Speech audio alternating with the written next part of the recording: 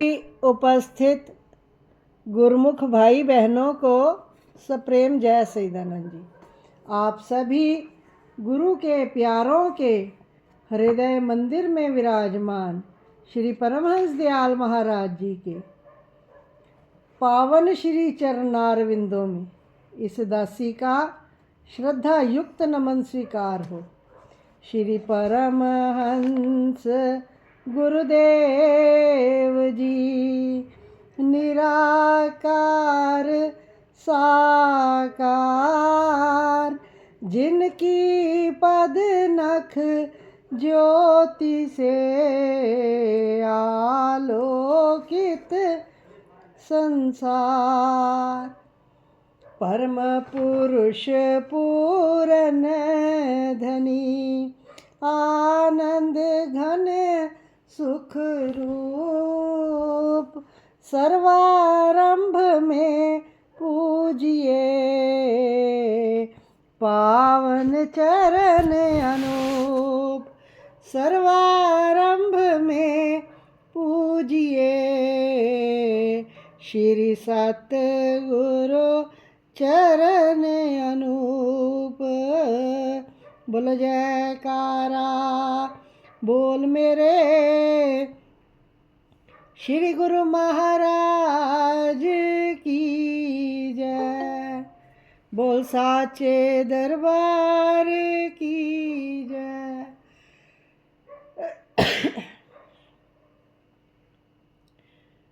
विचारवान गुरुमुख भाई बहनों,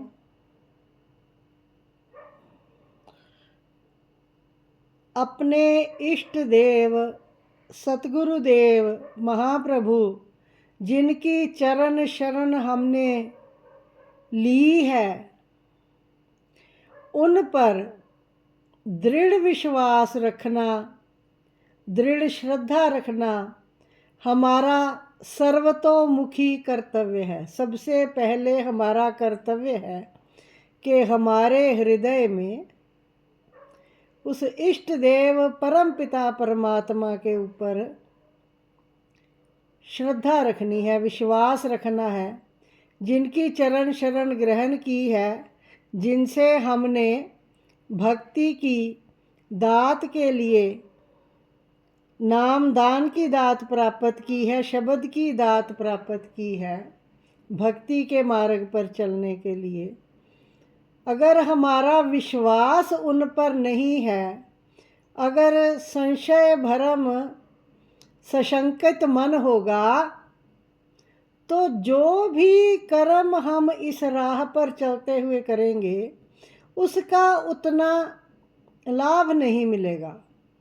अगर हमारे विचार दृढ़ नहीं है, मजबूत नहीं है, सतगुरु के चरणों में दृढ़ विश्वास होगा, तभी हम कल्याण के रास्ते पर आगे से आगे बढ़ सकते हैं। आपने सबने धन्य भगत की, धन्य जट की कथा अवश्य सुन रखी है, सबको पता है। एक साधारण से पत्थर में से उसने ठाकुर जी को प्रकट कर लिया, तो वो ठाकुर जी उस पत्थर में नहीं, धन्य की श्रद्धा में थे,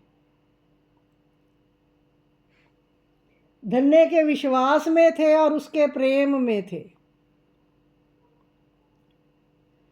जिसने ईश्वर का सहारा लिया, जिसने अपने गुरुदेव का सहारा लिया, जिसने अपने रहबर का, जिसने इनको रहनुमाई दिखाई है, उसका सहारा लिया, तो उसको हर वक्त में संग साथ उनका प्राप्त हुआ है। एक छोटी सी कथा है विश्वास के ऊपर। एक राजा था, उसके कोई संतान नहीं थी। बड़े प्रयास किए, कई कुछ उपाय किए उसने, पर उसको संतान प्राप्ति नहीं हुई। जब उसने कोई तंत्र मंत्र साधना के लिए कोशिश की, प्रयत्न किया, तो तांत्रिक ने कहा कि अगर आप एक बालक की बलि दोगे तो आपके संतान हो जाएगी। अब राजा था तो उसको तो लगा कि मेरे लिए ये कोई बलि के लिए बालक का प्राप्त करना कोई बड़ी बात नहीं है। उसने ढिंढोरा पिटवा दिया कि जो भी स्वेच्छा से अपने बालक की राजा को देगा बलि देने के लिए तो उसको मुंह मांगा धन दिया जाएगा। ऐसे तो अपनी संतान को कोई दे नहीं सकता जबकि पता हो कि इसका बलिदान कर देना है। पर कई बार निर्धनता एक ऐसा श्राप होता है, गरीबी, जिसको खाने के लाले पड़े हों, 2 वक्त की रोटी परिवार को नसीब ना होती हो, तो कई बार लोभ में आ भी जाते हैं। तो एक बहुत ही गरीब परिवार था, उसने माता पिता ने बालक को राजा को देने की सोची और बालक को विश्वास में लिया कि देखो बेटा, खाने को रोटी भी नहीं मिलती है, कुछ भी नहीं मिलता है, अगर भूखे भी मर रहे हैं सारे ही, अगर तुम राजा के काम आ जाओगे तो जो धन मिलेगा उससे ये सारा परिवार बाकी का जो है, तेरे और बहन भाई सब पेट भर भोजन कर सकेंगे। तो क्या तुम बलिदान के लिए तैयार हो? बच्चा तैयार हो जाता है। खेल कूद वाला बच्चा था, पर अब वो माता पिता ने कहा तो उसको राजा को दे दिया गया। जब बलिदान का समय आया तो उस वक्त बहुत सारा समाज जमा हो गया, जनता जमा हो गई। एक तरफ राजा है, एक तरफ वो तांत्रिक बैठा है, पूजा अर्चना कर रहा है और बालक की बलि दी जाने वाली है। तो उसको पूछा गया कि तेरी कोई आखिरी इच्छा है तो बता दे। उसने कहा मुझे कुछ रेत लाके दी जाए। रेत उसको दी जाती है, वो 4 ढेरियाँ रेत की बनाता है। 4 ढेरियाँ रेत की बनाता है।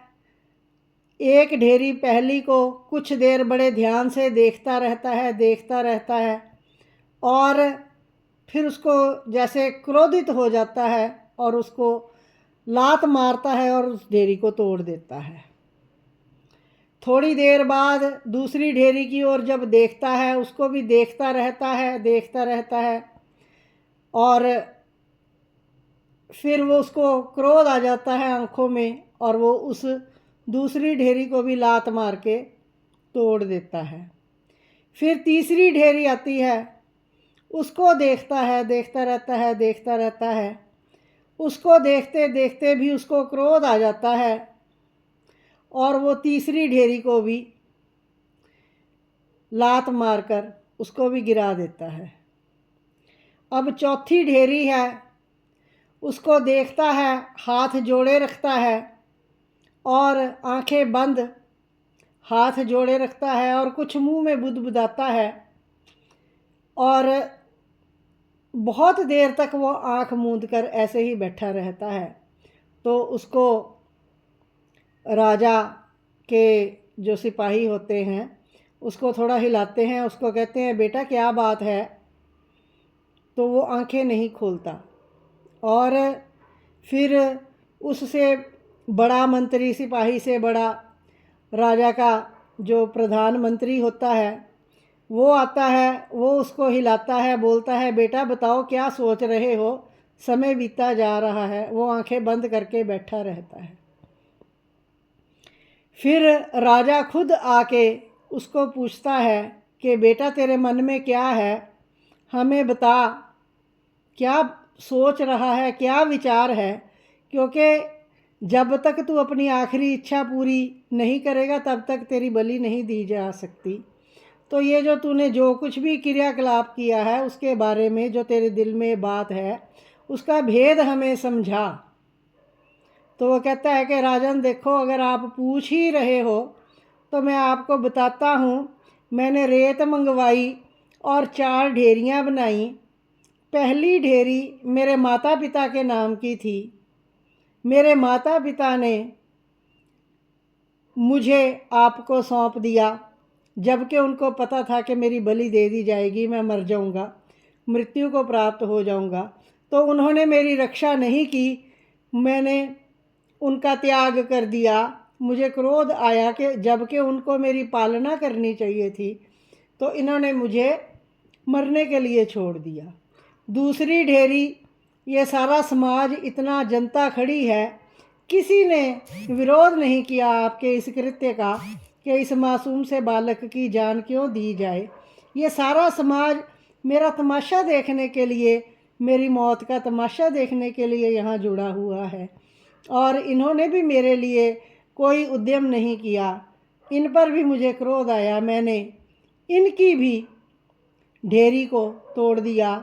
तीसरी ढेरी मैंने राजा के नाम की बनाई कि राजा का फर्ज होता है अपनी प्रजा की रक्षा करना, पर यहाँ तो राजा खुद ही मेरी बलि देने के लिए तैयार खड़ा है, तो मुझे इससे भी कोई उम्मीद नहीं। राजा के नाम की ढेरी भी मैंने तोड़ दी। ये चौथी ढेरी जो मैंने बनाई है, ये मैं परमात्मा को पुकार कर रहा हूँ कि हे परमात्मा, जो तूने मुझे ये जीवन दिया है, अगर इस तरह से नष्ट होना था तो मुझे जीवन ही क्यों दिया। मैं देख रहा हूँ कि परमात्मा तो आएगा मुझे बचाने के लिए, वो सबका रक्षक है, सर्व रक्षक है, तो मैं उनकी इंतज़ार कर रहा हूँ। राजा को अपनी भूल का ज्ञान हुआ। उसने क्या किया कि इस कार्य को रोक दिया। तांत्रिक को कहा कि मैं ये बलि नहीं दे सकता, इस बच्चे की बलि, जो प्रजा है वो भी मेरी संतान है, तो मैं इसकी बलि नहीं दूंगा, बल्कि मैं इस बच्चे को गोद लूँगा, इसकी परवरिश करूँगा, इसकी शिक्षा दीक्षा का इसको अधिकार जो है वो इसको दूंगा और इसकी परवरिश करूँगा और ये मेरा उत्तराधिकारी बनेगा। तो इससे हमें पता चलता है कि उसने परमात्मा पर विश्वास किया बच्चे ने, नन्हे से बच्चे ने, और उसने सबकी आंखें खोल दी, उसके माता पिता की भी, समाज की भी, राजा की भी, और अपने जीवन को भी बचाया। तो ये मालिक के ऊपर जो विश्वास होता है ना, वो हमें कठिन से कठिन परिस्थिति में उसके साथ लड़ने के लिए ताकत देता है और हमें सिद्धि भी देता है। तो अपने इष्ट देव पर विश्वास को सदा दृढ़ से दृढ़तर रखना है और अपने गुरुदेव के बनाए हुए नियमों की परिपालना श्रद्धा, विश्वास, प्रेम से करते हुए उनकी कृपा को प्राप्त करना है और अपने मनुष्य जन्म के लक्ष्य को हासिल करना है। भक्ति दान मोहे दीजिए मेरे गुरुदेवन के देव, और नहीं कछु चाहिए स्वामी निश दिन तुम्हारी सेव। भक्ति दान मोहे दीजिए मेरे गुरुदेवन के देव, और नहीं कछु चाहिए स्वामी निस दिन तुम्हारी सेव।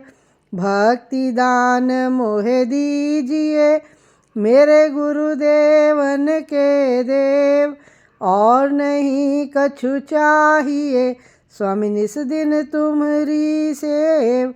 बोलो जयकारा बोल मेरे श्री गुरु महाराज की जय।